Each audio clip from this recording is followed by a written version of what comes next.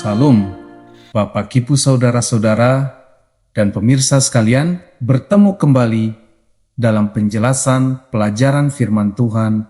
Hari ini, Kamis tanggal 18 bulan Juni tahun ke-2026, judul pelajaran hari ini adalah Bawa Mereka Kembali, pemirsa yang terkasih. Pelajaran hari ini mengangkat tema Bawa Mereka Kembali yang berfokus pada kasih Allah yang tidak pernah berhenti mencari dan memulihkan mereka yang telah menjauh darinya. Dalam perjalanan kehidupan rohani, hampir setiap orang pernah mengalami masa-masa kelemahan, keraguan, kekecewaan, atau bahkan pemberontakan terhadap kehendak Tuhan.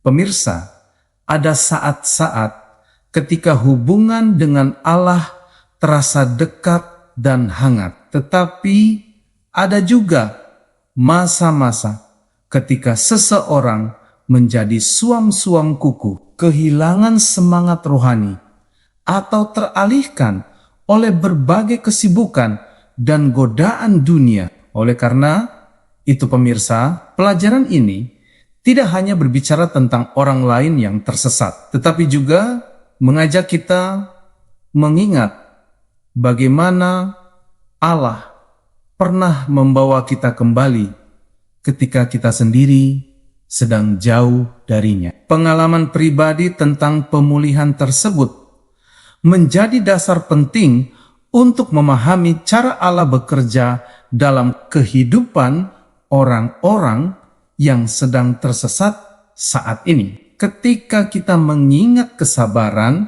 dan belas kasihan Tuhan terhadap kelemahan kita sendiri, kita akan lebih mudah menunjukkan kasih dan pengertian kepada orang lain yang sedang mengalami pergumulan yang sama. Dengan demikian pemirsa, pelajaran ini mengarahkan perhatian kita kepada karakter Allah yang selalu berinisiatif mencari, memanggil, dan memulihkan umatnya yang terhilang. Bapak Ibu sekalian, pasal 10 kitab Zakharia memberikan gambaran yang sangat indah mengenai cara Allah memperlakukan umatnya yang tercerai-berai dan menjauh dari hubungan dengannya. Dalam pasal tersebut, Allah digambarkan sebagai gembala yang peduli terhadap domba-dombanya dan bertekad untuk mengumpulkan mereka kembali ke dalam kawanannya. Bapak Ibu, Allah tidak bersikap pasif terhadap umat yang tersesat, melainkan secara aktif mencari mereka, menguatkan mereka, dan membawa mereka kembali kepada hubungan yang benar dengannya. Pesan utama pasal ini adalah bahwa pemulihan berasal dari inisiatif Allah sendiri dan bukan semata-mata dari usaha manusia. Bapak Ibu, Tuhan berjanji untuk memperkuat umatnya, menolong mereka, mengatasi kelemahan mereka, dan memimpin mereka menuju masa depan yang penuh pengharapan. Bahkan ketika mereka telah tersesat jauh, Allah tetap memandang mereka sebagai miliknya yang berharga dan layak untuk diselamatkan. Bapak Ibu, gambaran ini memberikan penghiburan yang besar karena menunjukkan bahwa tidak ada jarak yang terlalu jauh bagi kasih Allah untuk menjangkau seseorang yang telah meninggalkannya. Saudara terkasih, dalam kehidupan nyata, berhubungan dengan anggota keluarga atau sahabat yang telah menjauh dari Tuhan seringkali menjadi pengalaman yang sangat sulit dan melelahkan secara emosional. Banyak orang bertanya-tanya, apakah mereka telah melakukan kesalahan dalam mendidik atau membimbing orang yang mereka kasihi, dan seringkali mereka merasa bersalah atas keputusan yang dibuat oleh orang tersebut. Saudara, ada pula yang merasa bingung karena hubungan yang dahulu harmonis kini dipenuhi perbedaan pandangan, nilai hidup, dan pilihan yang bertentangan dengan iman Kristen. Perasaan kecewa, marah, sedih, atau tidak berdaya dapat muncul dan memengaruhi cara seseorang memperlakukan anggota keluarga yang telah menjauh dari Tuhan. Namun saudara, pelajaran ini mengingatkan bahwa respons kita terhadap mereka harus lahir dari hubungan yang erat dengan Kristus dan bukan dari emosi yang tidak terkendali. Semakin dekat seseorang dengan Tuhan, semakin besar kemampuannya untuk menunjukkan kesabaran, pengertian, dan kasih yang tulus kepada mereka yang sedang tersesat. Oleh karena itu, saudara, sebelum berusaha mengubah orang lain, kita terlebih dahulu perlu memastikan bahwa hati kita sendiri sedang dipenuhi oleh kasih dan damai sejahtera yang berasal dari Allah. Pemirsa sekalian, pelajaran ini juga menyoroti pentingnya kuasa doa dalam proses membawa seseorang kembali kepada Tuhan.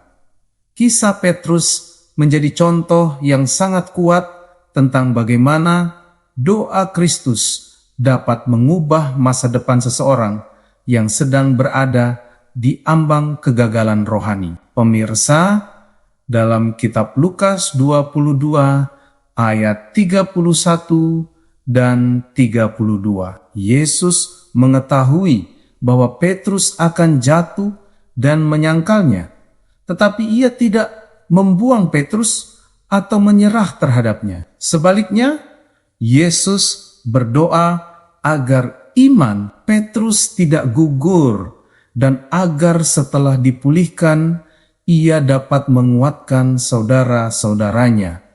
Pemirsa, doa Kristus menjadi bagian penting dari proses pemulihan Petrus, sehingga ia akhirnya menjadi salah satu pemimpin gereja mula-mula yang paling berpengaruh. Pelajaran ini mengajarkan bahwa ketika kita berdoa bagi orang-orang yang kita kasihi, kita sedang bekerja sama dengan Allah dalam rencana pemulihannya bagi mereka, pemirsa. Meskipun hasilnya mungkin tidak segera terlihat, doa yang sungguh-sungguh memiliki kuasa untuk membuka jalan bagi Roh Kudus bekerja dalam hati seseorang dan mengarahkan mereka kembali kepada Tuhan. Saudara sekalian, selain doa, pelajaran ini menekankan pentingnya teladan hidup yang konsisten sebagai sarana untuk menjangkau mereka yang telah menjauh dari Kristus. Ellen G. White menegaskan bahwa pengaruh kehidupan yang tidak mementingkan diri sendiri memiliki kuasa yang sangat besar dalam menjangkau jiwa manusia. Saudara, banyak orang mungkin menolak nasihat, argumentasi, atau teguran, tetapi mereka sulit mengabaikan kesaksian hidup yang nyata dan konsisten ketika seseorang melihat kasih yang tetap diberikan meskipun tidak dibalas, pengampunan yang terus ditawarkan meskipun terluka, dan kesabaran yang tetap bertahan di tengah kekecewaan. Ia sedang menyaksikan sesuatu yang melampaui kemampuan manusia biasa.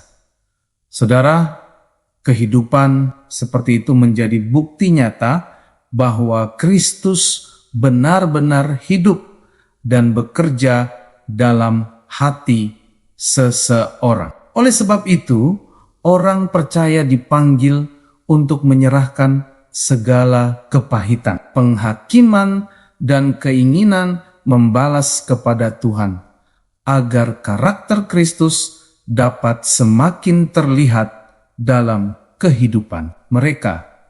Saudara, kesaksian hidup yang demikian seringkali menjadi jembatan yang dipakai Allah untuk menarik kembali mereka yang telah menjauh darinya. Bapak Ibu, perhatian, kita diarahkan kepada kasih Kristus yang tak terbatas sebagaimana dijelaskan dalam kitab Efesus 3 ayat 17 sampai ke 19.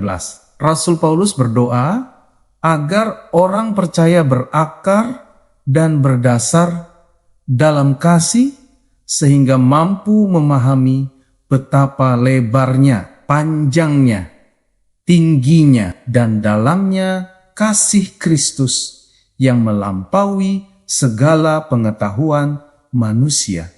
Bapak Ibu, kasih inilah yang menjadi sumber kekuatan untuk tetap berharap ketika keadaan tampak tidak menjanjikan dan ketika orang-orang yang kita kasihi belum menunjukkan tanda-tanda perubahan. Ketika kasih Kristus memenuhi hati seseorang, ia akan mampu terus mengasihi tanpa syarat, terus berdoa tanpa menyerah, dan terus berharap meskipun belum melihat hasil yang diinginkan.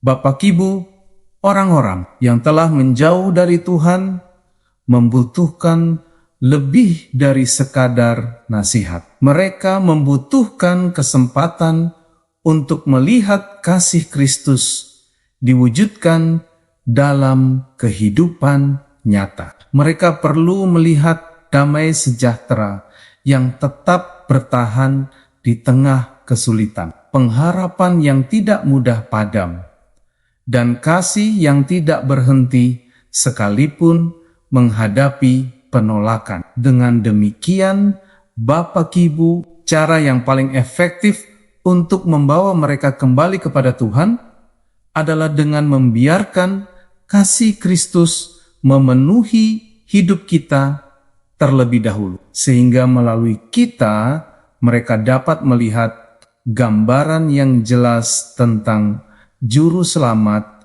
yang tidak pernah berhenti mengasihi mereka. Para pemirsa yang diberkati Tuhan, demikian penjelasan pelajaran firman Tuhan untuk hari ini. Sampai bertemu pada pelajaran yang berikutnya. Tuhan memberkati kita semua.